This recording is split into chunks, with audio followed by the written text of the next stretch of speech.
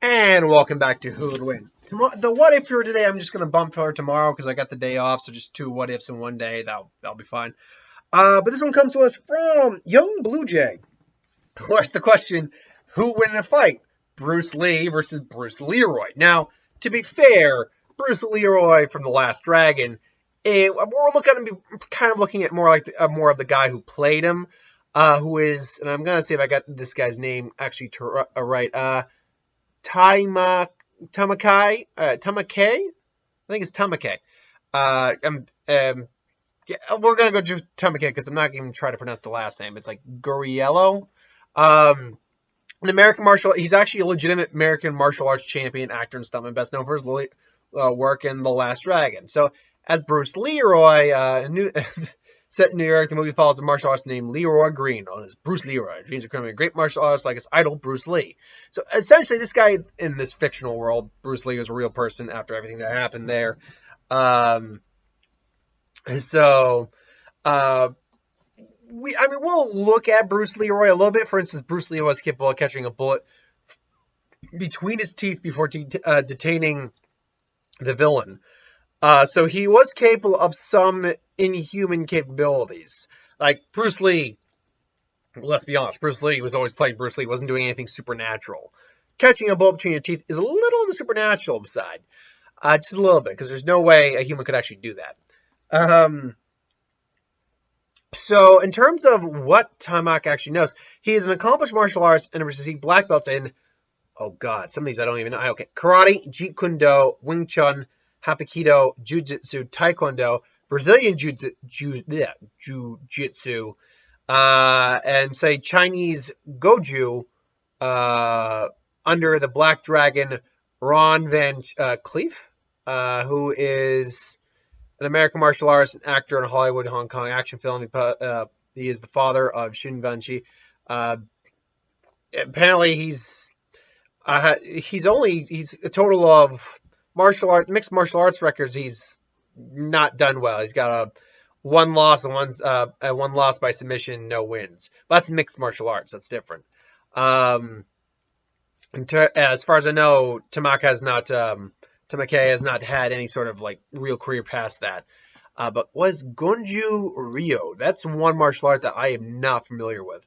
For hard soft style is one of the main traditional Okinawan styles of karate, featuring a combination of hard and soft techniques. Both principles, hard and soft, come in the famous martial arts book, which means the hard, soft techniques or straight line linear attacks often refers to open hand techniques and circular movements. Okay. Major emphasis is given to breathing correctly in all kata, but particularly in the Shenchi kata, which is one of the two core katas of the style. Okay. Anyway, so Bruce Lee, we know Bruce Lee. Besides knowing multiple styles, he literally created his own style. He was just a man who was, you could just look at him and saw power coming off that man. And he was quite intimidating as well. One of his biggest advantages against opponents was his ability to intimidate them psychologically. Get inside your opponent's head, you pretty much won half the battle. And that's something he was very capable of doing. But beyond that, he was also just fast, tactical. Again, the infamous fight with Wang Jiakman. Again, don't. Oops, sorry, 1 second. Yeah. Don't read too much. There's two debates from both camps of how the fight actually went. It's like, Wang Jiakman's camp says, oh no, Bruce Lee, was surprisingly winded after that and ended in a draw. But everyone else is like, oh no, Bruce Lee kicked his ass. So it's like, look, are you trying to save face? Is that a little bit of an ego? If so, as a monk, shouldn't you be a little ashamed that you're trying to be you're that egotistical? I'm just saying. But Bruce Lee, he had the infamous 1-inch punch, which I can do a variation. I'm not trying to brag or anything, but I can do a kind of a haphazard 1-inch punch. Truth be told, the Mythbusters even proved the 1-inch punch isn't actually as effective as you might think. Part of that is the intimidation factor, like the psychological effects that Bruce Lee puts into him, to his opponent. So, the 1-inch punch, basically what you do is you kind of like do that and then just go like that. But Bruce Lee, he was you normally couldn't see how fast he would actually, hit you, and he was, deadly. So I mean, if he wanted, he could have killed someone, no problem. So, I'm sorry, my hair's a little messed up. I got out of the shower. There we go. Or at least it's a little better. So with that, so if these two were to actually fight, here's the thing, is that in Bruce Leroy, the Last Dragon, Bruce Green, or the Last Dragon, Bruce Leroy, in that world, Bruce Lee exists or existed. He's a real person. So anything, and he's aiming to be like Bruce Lee, which in and of itself kind of reveals how the fight would go down. He wants to be similar to Bruce Lee. That implies he's just not at that level yet. He's a good martial artist, but he's just not at Bruce Lee's level. So, I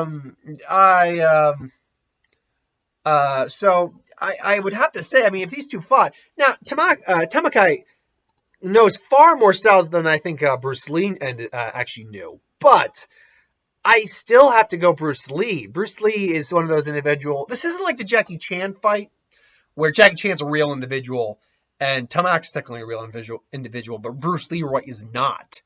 That's the difference here. Like the Jackie Chan versus Bruce Lee fight, they're both are real people. In fact, Jackie Chan even met Bruce Lee. He was a stuntman in a couple of his movies. So that's a more realistic version of that fight. Bruce Leroy, or excuse me, Tamakai, while a real person, Bruce Leroy is not. So if you're asking me Bruce Leroy, the character in the film, by definition that he's idolizes Bruce Lee and trying to be as good as him, kind of indicates he's not as good as him. So I gotta go Bruce Lee. I mean, if they fought, it'd probably be a good fight, absolutely. But I mean, Bruce Lee would probably have just the speed, power, and experience advantage. Those three things alone really would just put him over the edge in terms against Bruce Leroy versus Tamakai. Now, if it's Tamakai, the actual person, and his peak, mind you, because he's 55 now. It's like Donnie Yen now versus Bruce Leroy in his peak. Donnie Yen in his peak. I mean, I don't want to mess with Donnie Yen to begin with. Donnie Yen's awesome, by the way. I love Donnie. Anytime I see Donnie Yen show up, I'm like, hell yeah, Donnie Yen. Who doesn't love some Donnie Yen? Seriously, I mean, he's Snowman from Blade 2. He's Iwit, the blind guy from Rogue One. Plus, he's got his own movies as well. Plenty of his own movies he's starred in. I'm actually I can't remember any of the names of most of them off the top of my head, but I've seen definitely a lot of segments from his movies. I'm like, oh man, Donnie Yen rules. Did you see when he did? Sorry, I'm pretty much done. Bruce Lee wins. Did you see that whole kick the bottle cap off challenge? Celebrities doing that. Ryan Reynolds was funny as hell, but you saw Jason Statham do it. Which tells you oh no, Jason Statham is legit. But then Donnie Yen just ones up all of them by blindfolding himself doing it. It's like, well, shit. How is anyone gonna one up that? You're gonna stand on one hand or stand on your hands and then kick it breakdance style, just. Anyway, I digress. Yeah, I gotta go with Bruce Lee. Sorry, it's gotta be Bruce Lee. Now again, if it's Tamakai in his peak, but knowing everything he has under his belt, I see that's a different story. Because you're dealing with a guy who's got a lot of different experience, including knowing some of the styles that Bruce Lee knew. But I would argue Bruce Lee was probably in better shape. Specifically, if we're talking about his peak when he played Bruce Leroy or close to that. It's clear that Bruce Lee was just far more physically imposing than Bruce Leroy was. But that's my opinion. Maybe you got a different opinion on that. Let me know in the comments below. Thank you for watching, though. I hope you enjoyed. Like, comment, share, and subscribe. As always, you want us to review something, put in the comments below. Let us know. We'll do a review of it at some point. And ideas for would win, Star Wars, Superhero Magic, what if anything to do with the channel, put that in the comments below. Let me know. I'll get to that at some point. So, I'm actually got to check real quick on something. Where are we on subscribers? Because right now, me and Mark are doing the Q&As for every 500 subscribers we get. We're 150 subscribers away from our next Q&A video. We did one at the beginning of the month. At the rate we're going, we might actually get one. Well, there's 7-8 days left in the month. I doubt that. I doubt we'll get an extra 150. Though I encourage you to subscribers to the site by that point.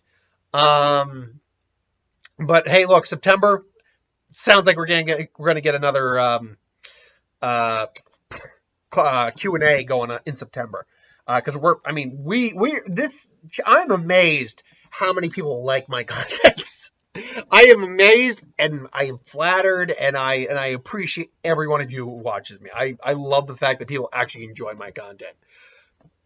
And then I love because I enjoy entertaining people. I mean, a lot of people think they can make a living on YouTube. In theory, you can. But more than anything, I'm just glad people like the stuff because we're doing this mostly as entertainment, and with possible hopes and aspirations down the line to maybe make some money on this. But yeah, that's really it is. It's just entertainment, and I'm just a guy with a camera, a freaking webcam, no doubt. So for the fact that people keep subscribing, keep liking my stuff, I can't. I appreciate every last one of you. So thanks very much for that. Until then, thanks for watching. I hope you enjoyed, and I'll see you folks tomorrow. Yeah, it'll be tomorrow. I don't think I have anything else for today. So later.